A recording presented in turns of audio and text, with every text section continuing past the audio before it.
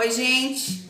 Já tem bastante tempo que eu não gravo aqui pro canal e eu quero honrar parabéns à turma aí dos YouTubers, da turma que trabalha com mídia, porque, gente, dá uma trabalheira grande, não é só sentar e gravar, tem muita coisa por trás disso, então, parabéns, galera!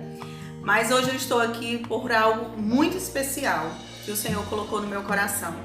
Então, no Fala Josi hoje nós vamos tratar sobre um assunto que tem tudo a ver com esse mês: suicídio.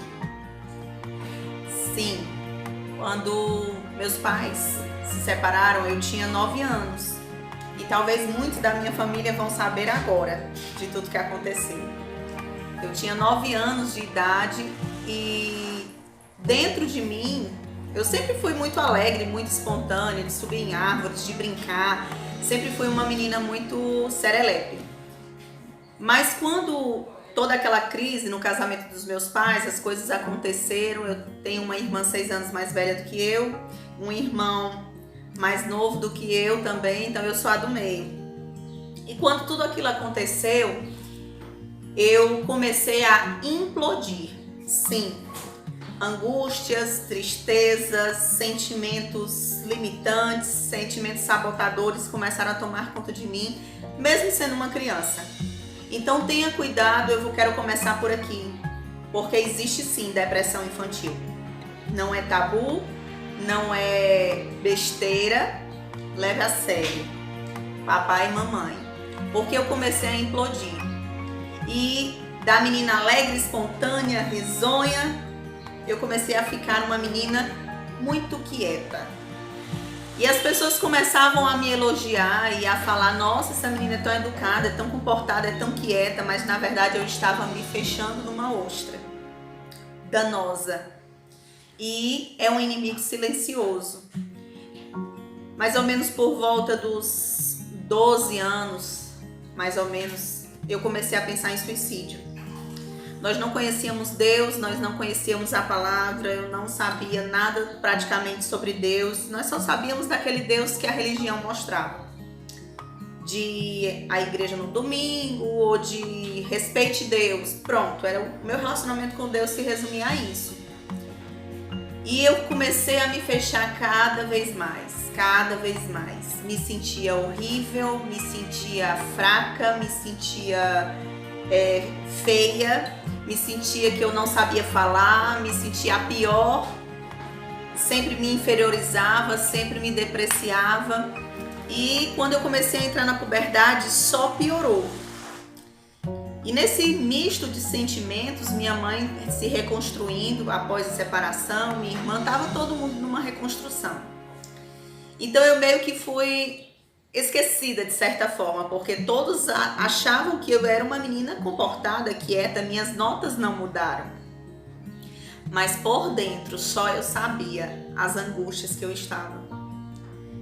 Só eu sabia. E eu estudava num colégio de freiras, então vez por outra se ouvia alguma coisa sobre Deus, vez por outra se falava alguma coisa. Quando eu estava com 10, 11 anos, minha mãe se converteu, minha mãe aceitou Jesus. Não um Jesus da religião, mas de fato, ela conheceu o amor de Deus através de Jesus. E a palavra teve acesso à minha casa, mas ainda não tinha tido acesso à minha vida. E eles começaram a orar, meu avô, minha mãe, começaram a orar por nós, pelos netos, pelos filhos. Mas eu continuava nesse declínio. Por volta mais ou menos de quase 14 anos, 13 para 14 anos, eu lembro que eu fui fazer trabalho de escola na casa de uma amiga, numa avenida muito conhecida aqui de Fortaleza, chamada Bezerra de Menezes. E do lado de um shopping center aqui nessa rua, tem um condomínio muito alto, e ela morava lá.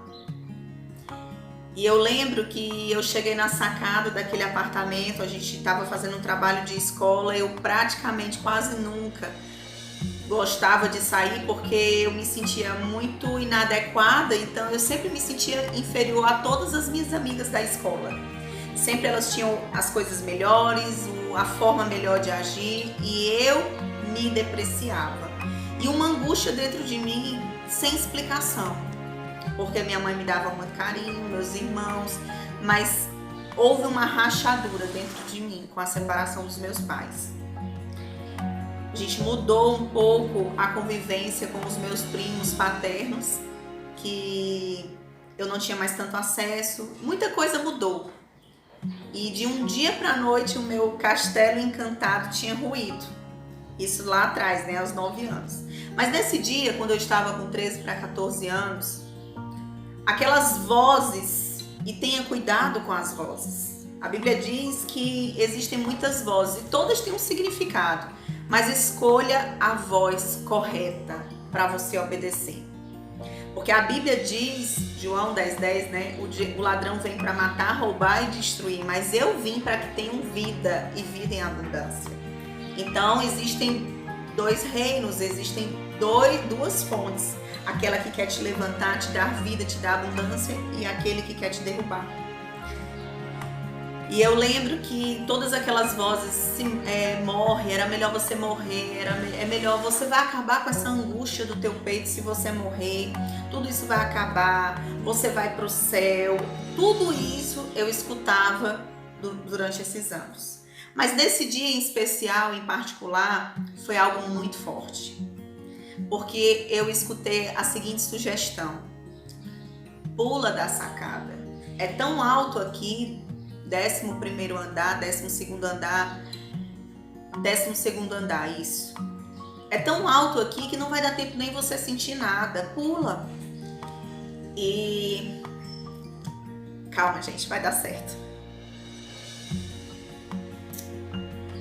E eu entendo a angústia que talvez muitos que vão assistir esse vídeo passam. Eu entendo você. Mas tem uma solução muito melhor do que acabar com essa vida terrena. Porque você é eterno, nós somos eternos. Então acabar com essa vida terrena não vai destruir você. Você não vai deixar de existir. Na verdade, você vai fazer uma escolha de como vai ser a tua eternidade. Então tenha cuidado. E eu lembro que naquele dia eu escutei essas vozes com muita intensidade. E eu fui até a sacada. Minha amiga tinha entrado para a cozinha para preparar um lanche. E eu fui até a sacada, só estávamos nós duas e a mãe dela. Você tem noção da tragédia que seria?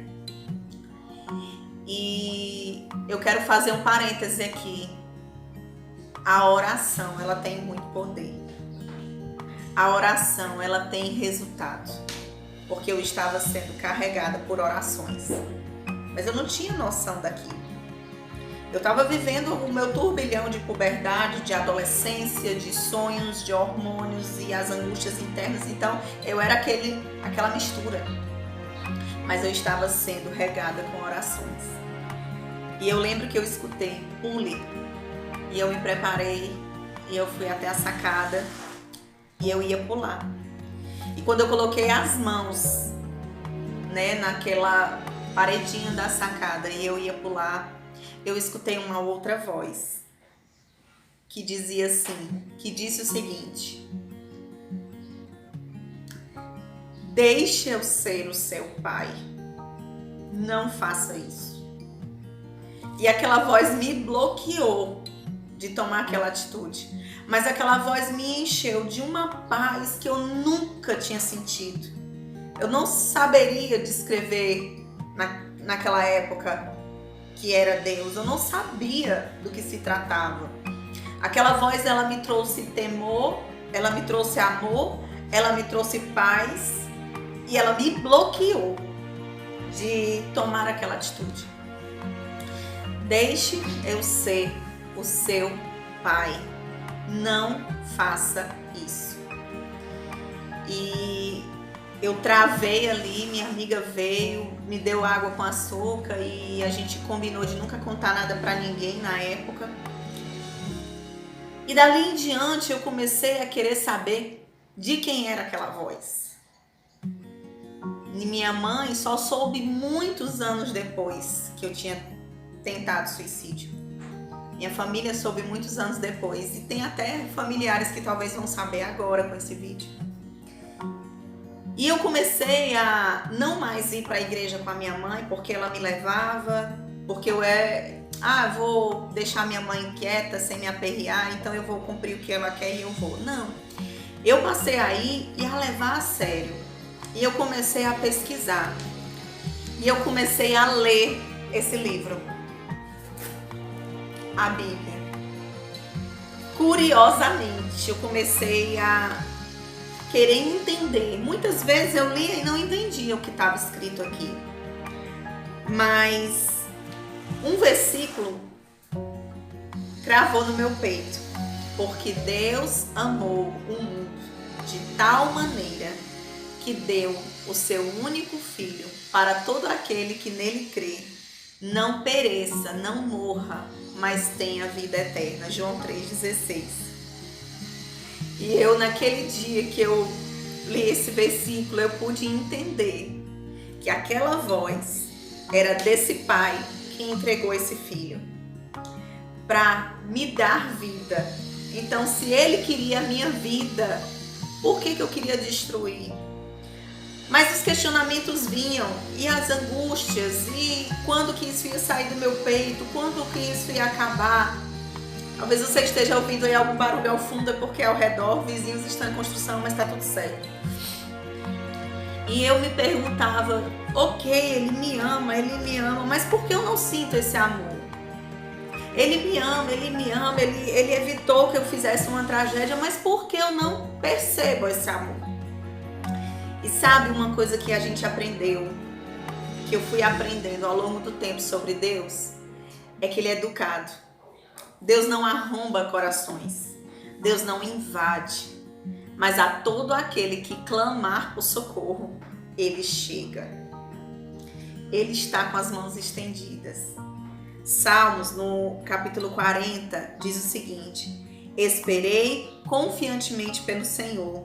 Ele se inclinou para mim e me ouviu quando clamei por socorro. Tirou-me de um poço de perdição, de um tremedal de lama. Colocou os meus pés sobre uma rocha e firmou os meus passos. E me pôs nos lábios um novo cântico, um hino de louvor ao nosso Deus. Muitos verão essas coisas, temerão e confiarão no Senhor. Bem-aventurado o homem que põe no Senhor a sua confiança.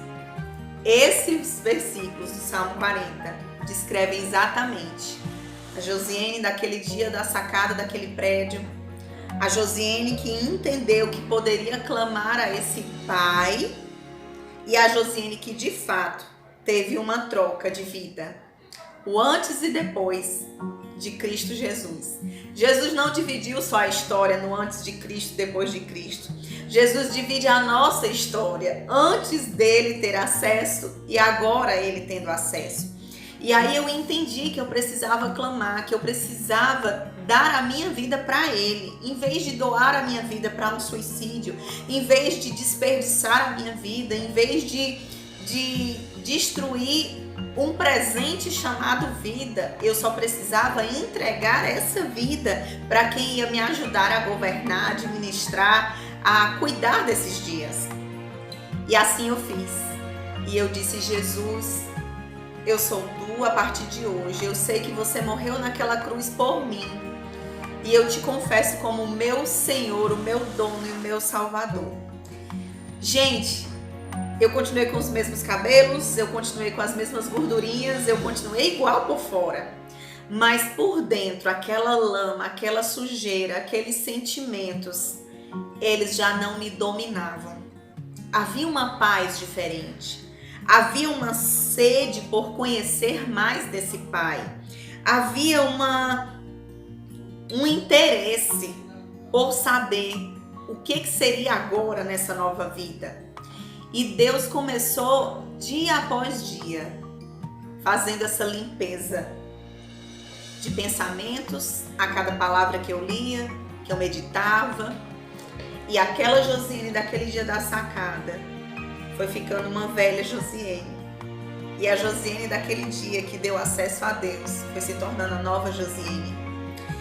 Então eu, resumidamente, contei um pouquinho da minha história para você.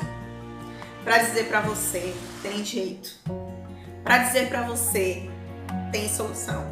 para dizer para você, Deus não está com raiva de você. Para dizer para você, Deus não é um Deus religioso.